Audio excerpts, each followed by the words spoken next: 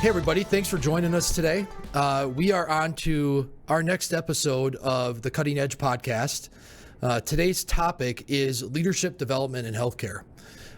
Interesting topic. And before we get started, I wanted to give a shout out to Jen Eaton and Moonshot Marketing Group, who Jen has been a tremendous asset to the Cutting Edge and helping us get our social media platforms built, get the website built, really help us keep a presence up.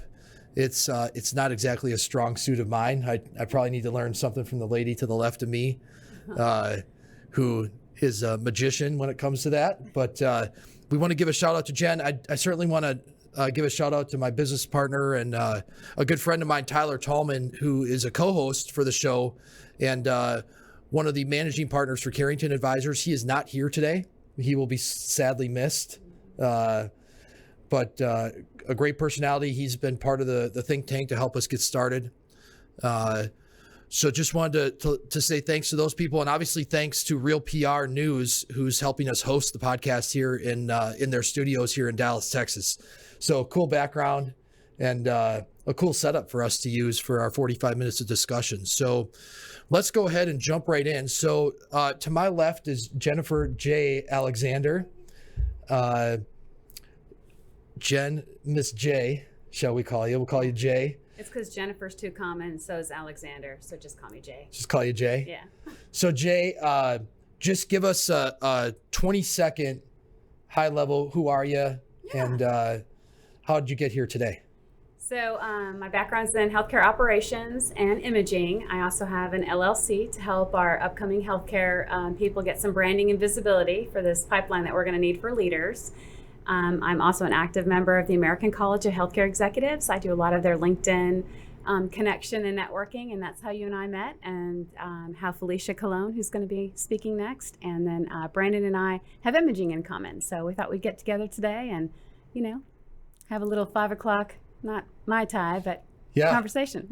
Yeah, awesome. Well, hopefully there's some people having some cocktails while they're listening to us, right? Exactly. And may they not be driving. So next on the docket and part of the panel today is Felicia Colón. Felicia, welcome. Hi, good afternoon. Welcome. So I understand. Thank you for welcoming me. Yeah. So I understand you're joining us from Baton Rouge, Louisiana today. Yes, I am actually traveling for work. I'm visiting a client not too far from here. So I happen to have a meeting tomorrow, and there was no way that I could coordinate where I could show up in time. Well, that's great. Hopefully you're going to get some seasonal crawfish for dinner tonight, if that's up your alley, or at least that was the first thing that I looked at. That and oysters. I live in Dallas, but I don't know y'all. I don't know about these oysters in Dallas. Awesome. Well, Felicia, tell us a little bit about your background. Quick 20 seconds. How you got here today to join the panel. Sure. So I have a business background. I've been in healthcare for more than 22 years now, and most of it has been compartmentalized in hospital medicine, but working for national companies. I'm currently the Senior Vice President for eHealth Solutions, the core, as we call it, for SCP Health. And I came to Dallas with another company and then wound up transitioning to this one about 5 years ago. I did meet Miss J. Alexander through the American College of Healthcare Executives a number of years ago, and I'm actually treasurer of the board for that committee. Awesome. Well, we'll be back to you in just a minute. Third panelist for today is Brandon Smith. Brandon, welcome. Thank you. Definitely glad to be here. Kind of like Felicia, I was called away on business, and so I'm coming to you all from Harrisburg, Pennsylvania. I've been here since Monday. Is that cloudy Harrisburg, Pennsylvania, or have you actually seen the sun? So sporadically, but I found my times of Philadelphia definitely a very historic and scenic place, not very sunny at all. Awesome. So Brandon, give us your 20-second, how you got here today, what you do professionally. All right. So professionally, I work for General Electric Healthcare. I am a radiology applications trainer by day, and the other 24 hours outside that 8 hours of the day, catch my math. I am a medical imaging enthusiast and advocate, and that's how I met Jay. I am the most recent past president of the Texas board of directors for medical imaging, and I currently serve on the national board of directors as their treasurer, and I've been elected this year to move up to the vice president of the board of directors for the American Society of Radiologic Technologists. Wow, that's some serious time devoted to your societies. That's big work. I have to be a very considerate father and husband, so I don't have to live out of my heart. Yeah, well, that's the balance. That's part of the conversation today, is the work-life balance in healthcare, because it can certainly eat you alive. So, let's jump right in. So, I've got a handful of questions I wanted to ask the group, and how I'm going to do this is I'm going to lob the question out and let you guys fight over who gets to answer it. How does that sound? Sounds good. Gladiator at its finest. Yeah, that's right. That's healthcare gladiators. How about that? Look, the past year has really been unprecedented, at least for all of us that are sitting here today. What's been learned in the past year about the next gen of leaders? So I'm going to take this one, y'all, because I was in the middle of this on operations. So I think that anyone coming into healthcare, the skills are transferable. So what we spent a lot of time doing besides just operations was really dealing and working with the employees' emotions and helping them process not only the changes that were going on with COVID, but also in their own lives, with their families, the school system. We really rallied around them and really became like a foundation for their support system, because everybody was they weren't seeing this coming, and they were worried about their jobs and what does this mean. So there was some federal money, the emergency FMLA leave that we used, and how did you use that? And could you use it if you didn't have kids at school or if there was nobody home? So we did a lot of logistics and a lot of conversations around that. And we had several meetings several times a day. We called in on the weekends. We just made ourselves really available. And I think that incoming leaders to healthcare and just in general, it really showed how important your soft skills are.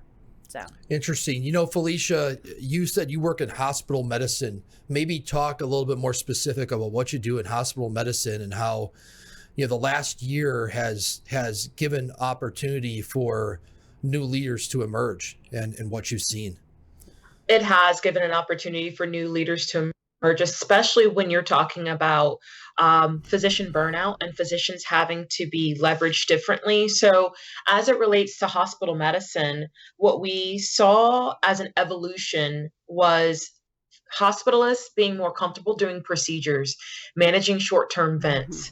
That was something that for the smaller facilities, they necessarily didn't have to do, or even for a larger facility, they had an intensivist that would help do that, but everybody was kind of maxed out. And you had hospitalists that literally were trying to figure out how to manage vents and, having to go out there and do CMEs for it. There was no place to really send patients who needed long-term vent management. So, I don't want to say they had to learn on the fly, but they had to gain comfort with that skill set that maybe they hadn't used in a while, or they probably just didn't have that much exposure. And so now post-COVID, what's winding up happening is that we actually have to have more of a conversation with hospitalists regarding their comfort in procedures, regarding their comfort with short-term vents, producing case logs for it. No longer is it just, okay, if you need a procedure done, call anesthesia, call general surgery, call the intensivist. You may actually have to be the hospitalist who has to take first lead on that. So that was something that we saw change with the pandemic. Wow, that's crazy to think. You got people performing procedures that aren't necessarily trained to do the procedures, right? Or maybe they hadn't done it in it's been 5, a while. 10, 15 years. It's been a while, yes. Right? Any kind of lawyer will hear you're not being trained and be like, what? Well, right, yeah. Oh, they were trained. But they needed to dust off their little skill set. So Look, clinical leadership and administrative leadership are two very different things, right? And by and large, at least in my mind and my experience, it requires two different ways of thinking, or maybe even two different skill sets. What do you guys think? Where, based on what you guys have seen, because you guys have been a lot closer to the epicenter of action than I ever was in the past year. I think we saw more collaboration. I'm sorry, Brandon. Go ahead. No, you're fine. Go ahead, Jay. I was just going to say, we saw more collaboration with the administrators, the physicians, and also frontline staff, because really there's not enough people to do all of the jobs. So while an administrator will run the overarching, you had pockets or little cells of group that came together to make the middle stuff mesh. So maybe a physician was a little rusty on doing a procedure just because he hasn't done it in quite a while. You had ancillary support staff or nursing that could help along with that. So it's together medicine, essentially. What do you want to say about that, Brandon? And I think what Jay's describing, we got to a place where you had to stop using synergy as a buzzword and really transition that to a culture, because there is no such thing as a separation between operation and practical medicine. That's just not true. I think sometimes we set those boundaries up so that we don't have to learn one or the other, but we have a severe disconnect when we don't. If we do not understand the boardroom versus the operating room, there will be inevitably a failure somewhere, and especially a lack of collaboration and teamwork, because everyone is frustrated because no one understands. Very interesting. Very interesting. So this disconnect, how do we, now that things are starting to calm down, right? We're starting to get back into more of what everybody would call a normal rhythm. How do we address the disconnect so the next time something like this happens, we're more prepared? Because there's going to be a next time. It could be a year, it could be 5 years, it could be 50 years from now. We just don't know. But how do we make sure that we're more prepared? Is there a way to make sure we're more prepared? So if I can jump in on that one thing I know we saw from an advocacy standpoint was inclusion. I know lately in the last 2 years, a lot of that has been gender-based or race, ethnicity-based, but we don't think about what that looks like for professional diversity.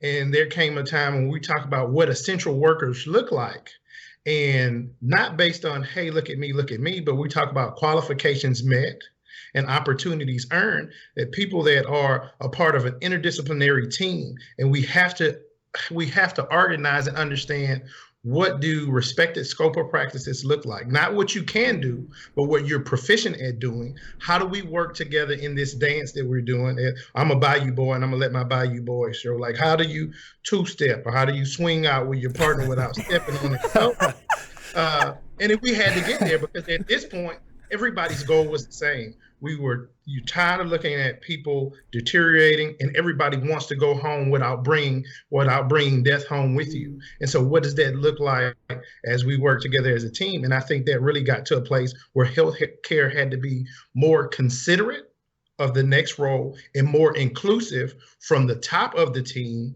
to the bottom of the team, to realize there was a lot more horizontal and parallels than there were verticals. Do you guys think that the business people of healthcare got a little bit of a wake-up call about? Yes, we did. Growing some, getting, and because I'm one of them, right? We did. About being more empathetic and about being more emotionally connected to what we do. Mm-hmm. We did. And then there's also another shift as it relates to the business side of healthcare, and that is definitely being more transparent.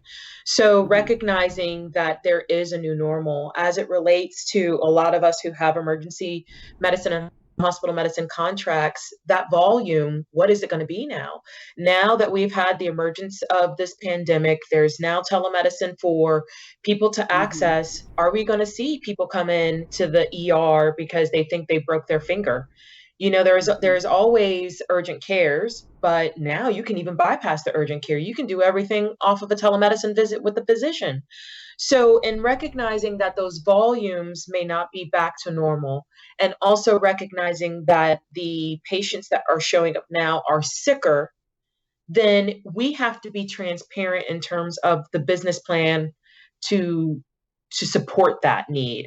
If volumes are lower but patients are sicker, you kind of have a quota that you have to meet, so to speak, from a business perspective. Well, that may change a little bit, and you have to be comfortable to be transparent with the physicians and the clinical team of what does that look like now versus what does that need to look like in the wintertime when, okay, you have higher acuity times the volume, and making sure that you flex up and flex down in terms of staffing to support that need.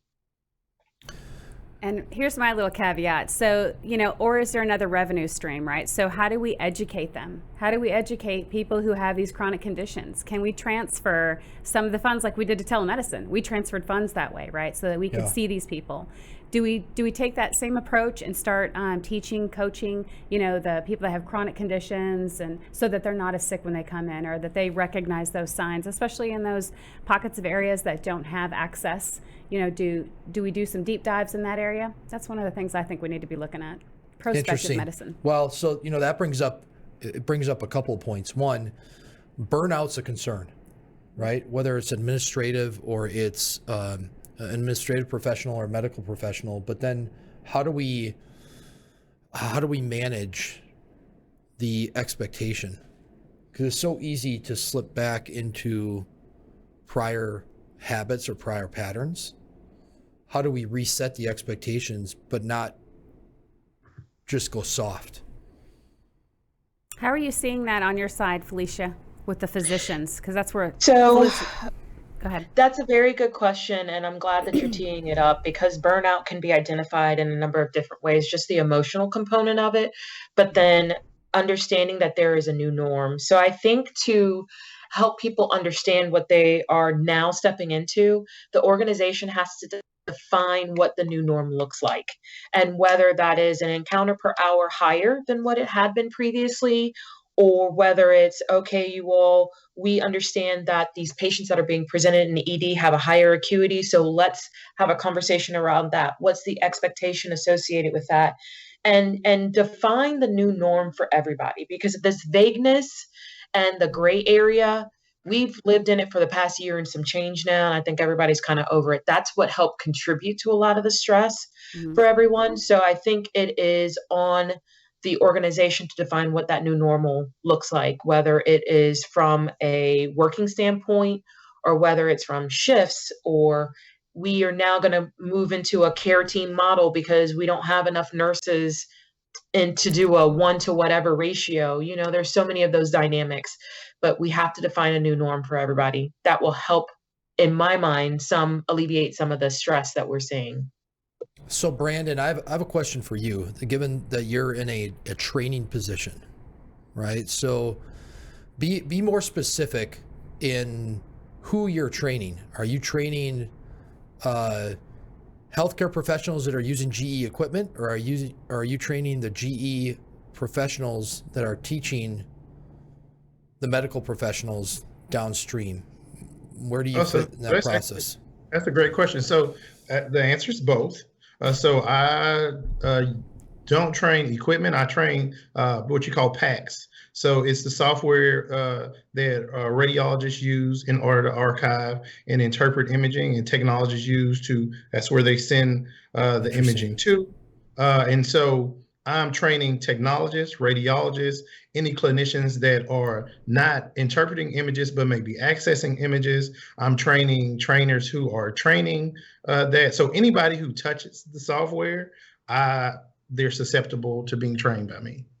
Did you guys see a pattern emerge in the past year where your leadership professionals who had clinical background, RNs, MDs, etc., seemed to be able to make decisions more quickly, or were more in tune with their healthcare professionals they were managing than the pure administrative professionals? What do you say, Brandon? So with that, I think The pandemic was a wild card. I mean, I don't know how else to put that. Like it said everything you know nothing.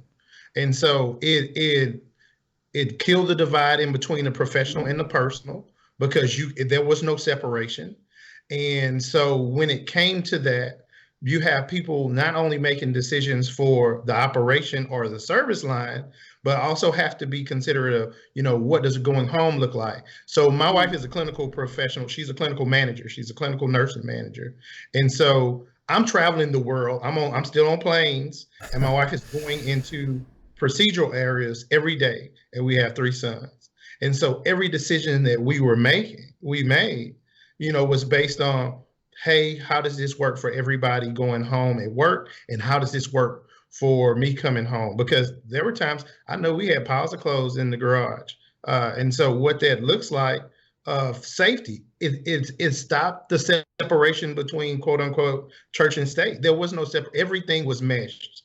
It was a gumbo in itself. So throw everything in a pot, we're here, and so I think when people started making decisions, they had to be honest and transparent to say, I don't know. And we are feeling our way through the dark. And so it had to take team ownership and team efforts, because then people weren't scared to say no. Well, I don't feel comfortable coming in. I don't feel comfortable doing X, Y, and Z. So not only do you not have the staff, you don't have the reassurance and certainty, but everybody's trying to figure it out.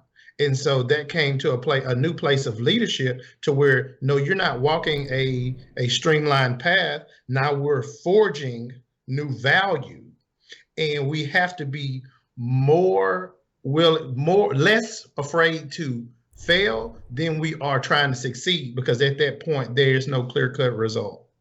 And I think that came when we came together as a group. So healthcare professionals, they know that they're in the industry and they run the risk of getting whatever. But what about when I take it home to my family, right? So I was doing some teaching, some adjunct professor teaching, and I had some people that were, physicians, and they understood, and other medical professionals. We understand the risk, but what about when you take it home? That was a different conversation. But it was one that was very real and very genuine, and everybody in the room was at the same place. We were all at the human level, right? And so those were some tough conversations, because we still needed the help in the industry, but they were some beautiful conversations too, because the support around it was, we're going to be right there with you. You're not doing this alone. Well, one of the things that I think about is, and this is the general chatter we hear in public, is that there's a shortage of healthcare professionals. Right? It doesn't matter if it's physicians, nurses, and that was amplified during this past year. Yep. What does this past year do to our potential worker pool and leadership candidate pool in healthcare? Does it hurt us? Does it help us? What do you guys think? So, Felicia, Colón, and I are in the American College of Healthcare executives, and that's a national organization. The Dallas-Fort Worth chapter is the 3rd largest in the nation. Really? Yes. Did not know that. So we just got through doing the mentor-mentee interviews. So we interview the mentees to make sure that they're ready to have a mentor. I've seen more like, I've got a shot in healthcare. I don't have to be a nurse or a phlebotomist or whatever. I've got a shot. And so what we're doing is we're pairing these healthcare executives, clinical people, and we're getting everybody back together and trying to create this new journey. What is this going to look like? And so people that have been through it, and some of the members at ACHE are life fellows, meaning they've been in healthcare forever and they've retired out, but they still have a lot to give back. So we have that group coming in. We have the ones that are right in the middle of it, and then the early careers together. And all of us together are going to be figuring this out. And so for me, it's an exciting time. I'm very excited and like healthcare. And so, my LinkedIn posts are always about, healthcare getting together and connections. And so I think it's actually helped open the door to how much help we're going to need. We still need the clinical help, but we will need the administrative support. And so I think that there's an opportunity for both. Interesting. Felicia. And I was about to say, if I can add into that, one of the things that I definitely have recognized is that the care teams will look differently. So, Yes. a lot of the hospitals have RN, BSN, MSN, right? Doing bedside rounding. I actually think we're going to go back to the importance of also an LPN or an LVN, so a vocational nurse or another type of tech being part of that care delivery team. That wasn't necessarily there before. And I honestly think that we're also going to see more independence with our allied health professionals. So our nurse practitioners and physician assistants, before it was like they had to round with the doctor. I actually think bylaws may change in some of the hospitals where they can practice a little bit more independently, because that the physician has to co-sign on every single thing. Can you imagine during COVID, you got 30 something patients? Oh my gosh, yeah. You have the nurse practitioner saying, you're saying, yes, the nurse practitioner is still going to collaborate with the physician, but that doesn't mean that the physician has to go back in and do repeat everything that the nurse practitioner or physician assistant did. That was kind of like a duplicative way to see the one patient, you know what I mean? Double the resource. Yeah. And if you think about the business model for one billing encounter, so sure. I mean, do you think that's out of that's happening out of necessity because we just need more hands and we need more people on hand, or do you think that's because we've recognized that people can do more than what we maybe allowed them to do within a certain scope? I think so. As long as there's oversight. We always talk about working at the top of your license, whatever that license is, phlebotomy, imaging, there's lots of the nursing. Everyone needs to be able to work at the top of their license. And I think we may have historically kind of defined what that is. And I think that maybe we haven't really taken a look at that. And so like the LVNs, we're going to need patient care techs. For me too, that's also a channel to get into healthcare. You can start with the patient care check. Is this something that you want to do? Get involved with it. And we can educate you and bring you all the way up. Yeah. Well, I think that's interesting because, costs of education is a problem in our country. Right, if you look at a traditional 4-year university, it's so easy to show up on the doorstep day one. You come out 4 or 5 years later and you've got, $150,000 in debt.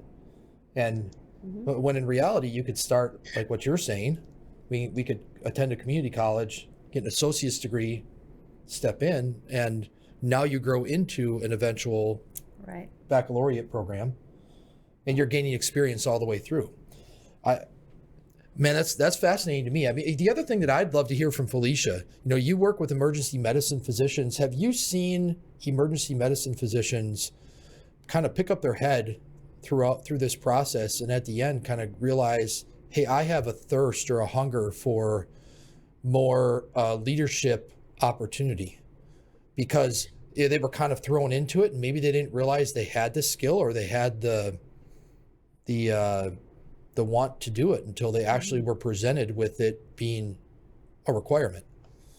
Of course, we did see that. And I think you can apply that to every facet of healthcare. Yeah. Saw the emerging leader come through from crisis mode. You had some leaders that were put in place that, I don't want to say floundered, but definitely struggled with the pandemic. And then you had some that really rose up to the challenge. And then you had some that you didn't even identify as a leader that you saw come through and really put forth the best foot forward and congeal their team together, figure out a plan, support administration that they were working with. So it was really good to see some of those positive stories moving forward. But as it relates to leadership, I think we saw it come out of the woodwork just in dealing with the past year and a half.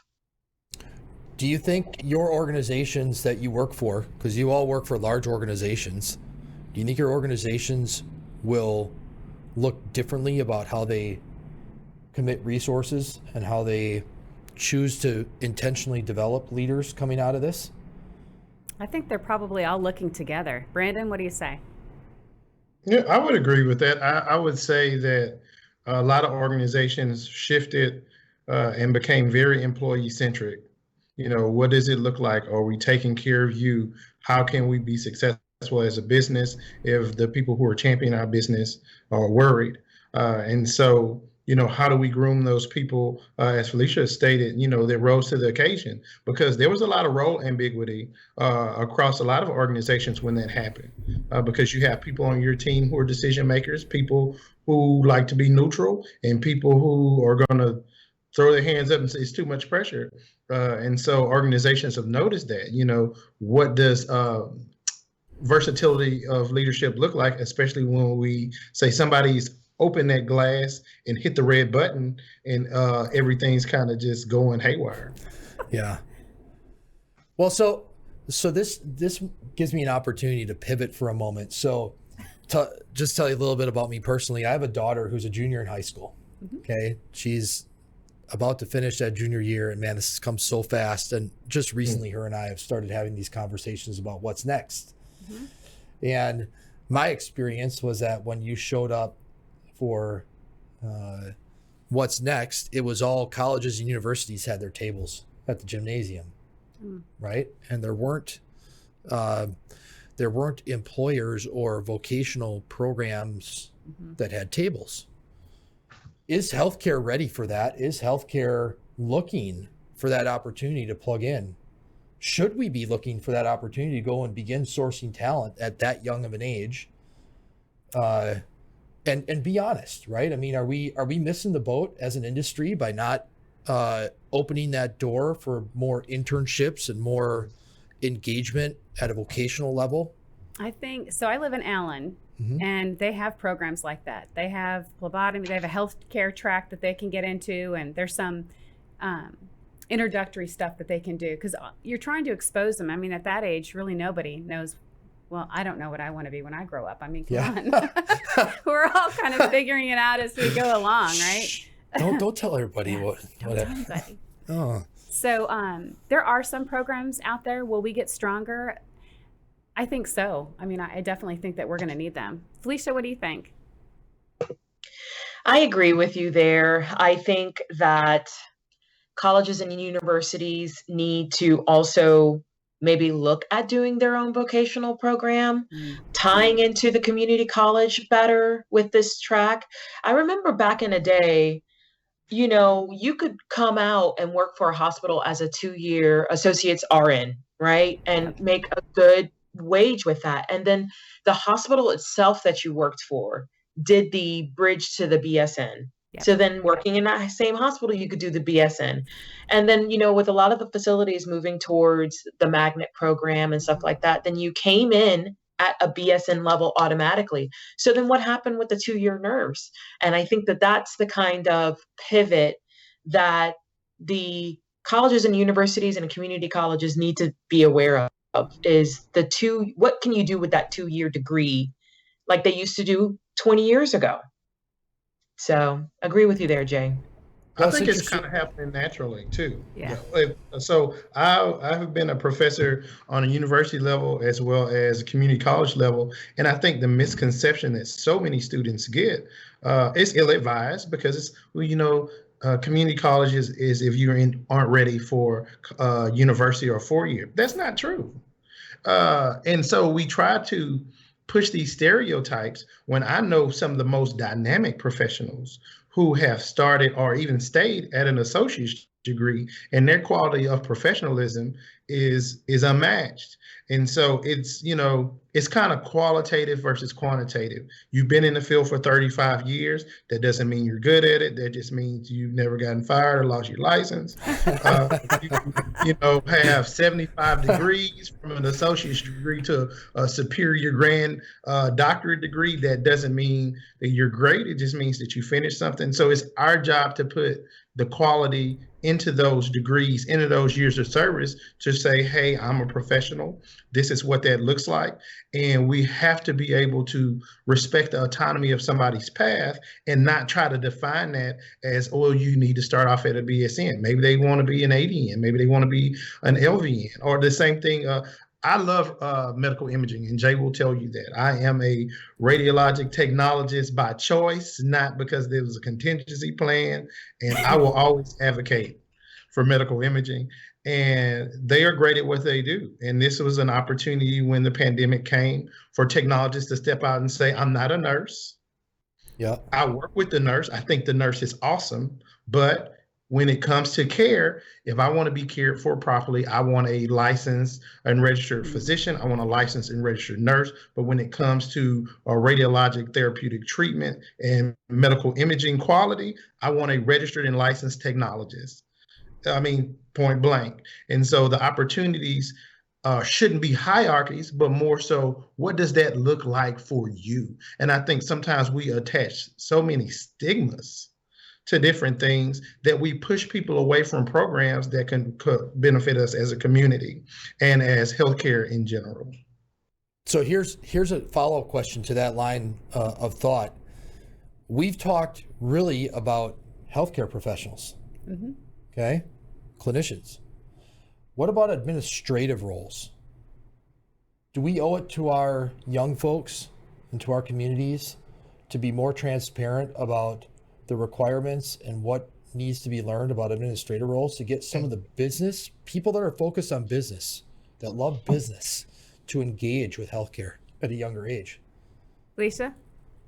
Yeah, I'll be honest, when it comes to being the business side of healthcare, and you're not clinical, you always get challenged by the clinicians, Jay and Brandon, that you're not clinical, so you don't understand where I'm coming from. And I feel like the same thing happens with the clinical professional who then gets the MBA and wants to step into the business. Then you get challenged by the business person of like, you coming with the RN or the MD mindset. You can't look at a patient like a number like we do.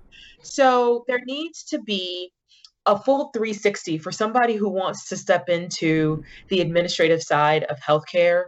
You have to have empathy and understand that at the end of the day, the patient is what you're focused on, whether you have a clinical background or not. Because if that was your loved one, the last thing you want to be pressured with is, oh my goodness, my loved one is in a hospital whose CEO has no empathy for their patients. They're just looking at them as a numbers and cents and rolling my family member out of the hospital before they're ready to go, or keeping them there too long because they want to make extra income for it.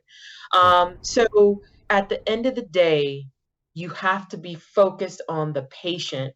And the only way to really truly understand that is to create an alliedship with your clinical team, or you go through the clinical track yourself, but then have to really know when you have to pivot and go in and make a decision based purely on business, which I know a lot of clinical people struggle with that more so than the business person who doesn't have that clinical connection.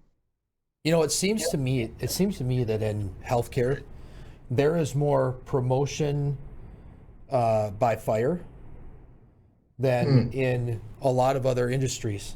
Promotion happens with intent and with time and training in other businesses. And that's just a general statement, right? So take it for what it is. Bigger organizations have more flexibility to have intent and for there to be a plan. But physicians' practices, smaller private groups,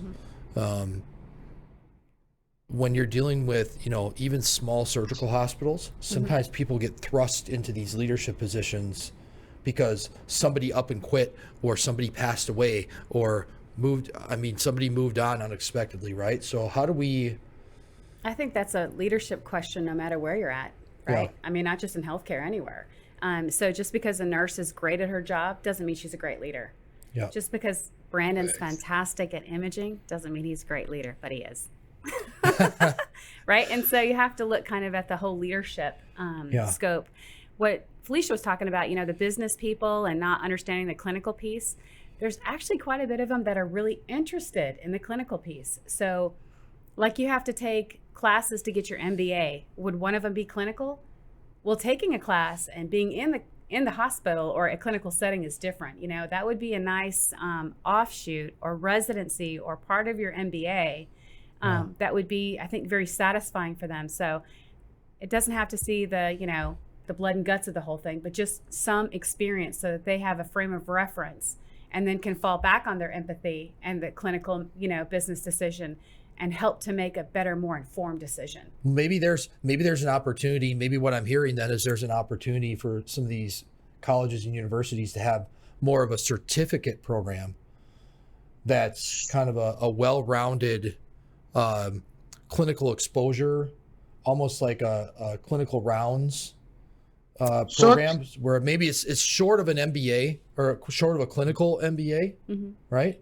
But you get full exposure to that. Because I know, one of the things that I've benefited from as an administrative professional is that I went and worked for one of the surgical device companies, and I went through an intense clinical training and got thrust into the operating room to have to work side by side with the physician and his team. So I have a very unique perspective from that side of the house that otherwise I would have never had and likely would never get. And it really happened by chance. But I think that's an interesting option. And we talk about physicians who go through medical school and residency and fellowship, and how much business exposure do they get? They get a little bit more now than they did 25 years ago. 25 years ago, it's like, hey, here's a book, go read it if you decide to. Yeah, but you also see them getting executive MBAs now because they want to have a seat at the table. And while that might not be the solution, for some of them, all of them, it is still an effort and talent that they're putting in there to actually learn the other side of it. So I think it's. So I'm gonna be the bad guy, Jay. I'm gonna be the bad guy in this scenario. I don't think we need more certificates because I think there's a lot of opportunities there. But I think one of the fundamental issues we run into when we talk about the attempt to go into leadership is being backwards. People want to promote processes and manage people when they should be promoting people and managing processes. And so when we talk about what that looks like, you get people in leadership that have no understanding of the people that are around them, and they do not enjoy true competition.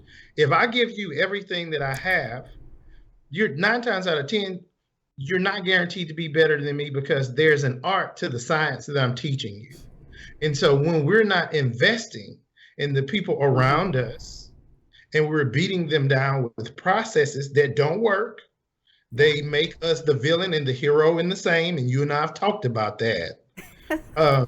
There's an issue because nothing is getting fixed, but I can come in and save the day, and I'm gonna tell the 3 people that report to me, you know what, you did that absolutely wrong. I gave you the cutout for it. But when we truly start to manage the processes, are they working? Are they broken? Are they living? Do they breathe? Are they growing as we grow? And then are we promoting people? Who do you want to be? If you want to be the staff level technologist, then that's cool. If you want to be the medical director, let's talk about what those pathways look like. But one thing that we've gotten away from and we do not do is mentorship that eventually leads to sponsorship. Who have you learned from in a practical sense? And then who's willing to step into a boardroom or HR and sponsor you as a candidate for a job that you're more than deserving of, instead of pulling an MBA right out of college? Not saying that I have an MBA.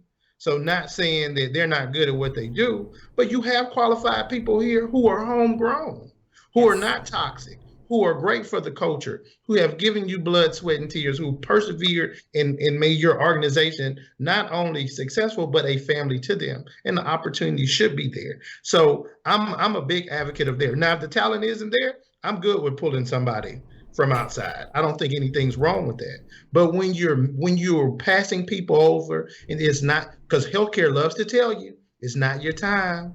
Do another 10 years. Hell, another 10 years. Yeah. So here we are, man. It's been like 42 minutes, if you believe it or not, this conversation. It's been awesome. So last question. What's your individual call to action to current leaders? I'm living mine right now. To engage others and help us grow the leaders of tomorrow. Mentorship, being involved in a national organization, volunteering, giving your time back, telling people that they've got value, and then showing them how they have the value. there's lots of tools that you can use that. So for me, ACHE is one of the biggest ones that I use to spot talent and try to, give my 2 cents with, or introduce them to Brandon or Felicia. And the three of us together have, shared, people to give different insights or whatever our subject matter expert is. So for me, I'm living that. You're up, Brandon. So it's life to me. And Jay will tell you that. I tell people before I introduce them to Jay, it's like Jay is intense and she means where she's coming from. So don't be intimidated, because she's going to come at you like a firecracker.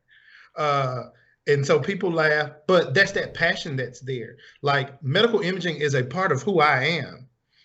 That's something that I elected. I'm a second generation medical imaging professional. And when I advocate because I mean it.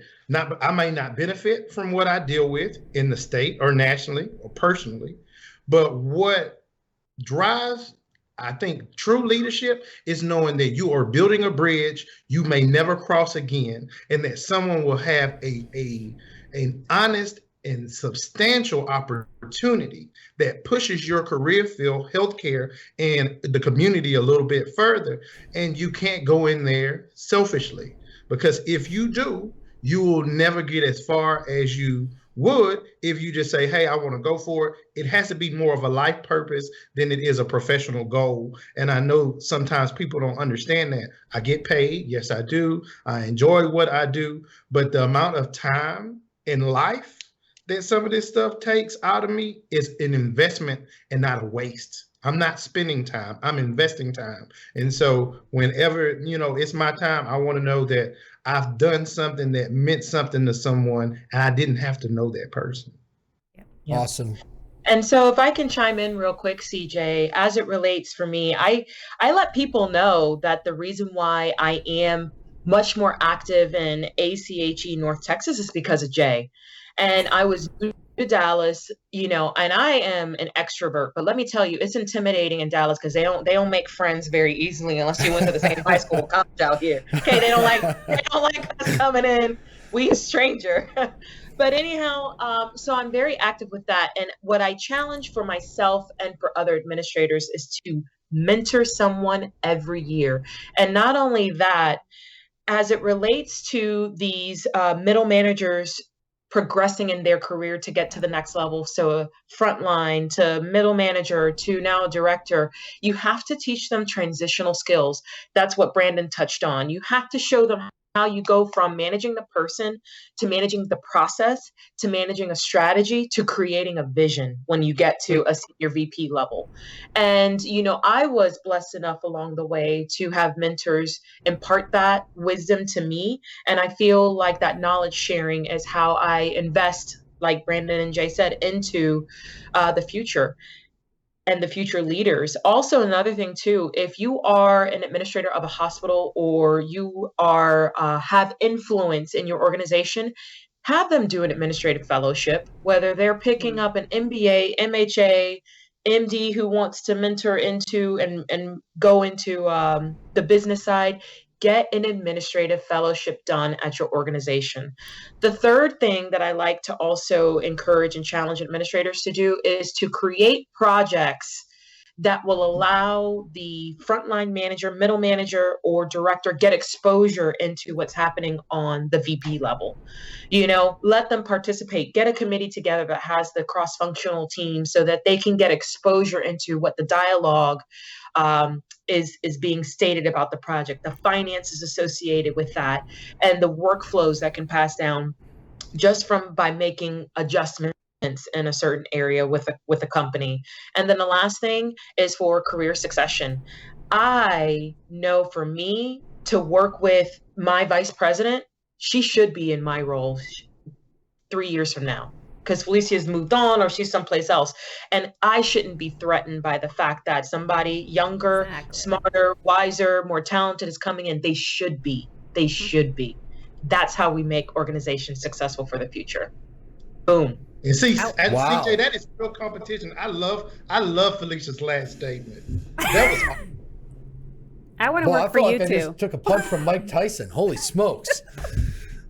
That was awesome. Hey, I can't tell you how much I enjoyed this. This this is what it's all about, right? Because we have to speak to our colleagues. We got to speak to our community. It's the whole reason I started this podcast, to be able to talk about where this whole industry is going. Doesn't matter if it's surgical technique, if it's surgical technology, if it's leadership skills, that's what this is about. So again, I know Felicia and Brandon, y'all are joining us from well outside DFW. I can't thank you enough for making time for us. And Jay, always great to see you and have you here in Dallas.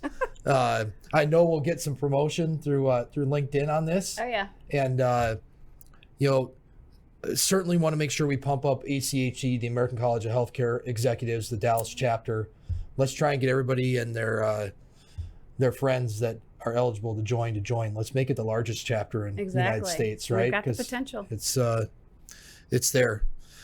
Well, with that, we'll wrap this up. You can find us on LinkedIn, the Cutting Edge Podcast. You can find us on Facebook. And you can also visit thecuttingedgepodcast.com. Listen to this episode and any additional episodes that we have available. So look forward to talking with you again soon. And that's it for today. Thanks, everybody. Thanks, you guys. Thank you. Thank you.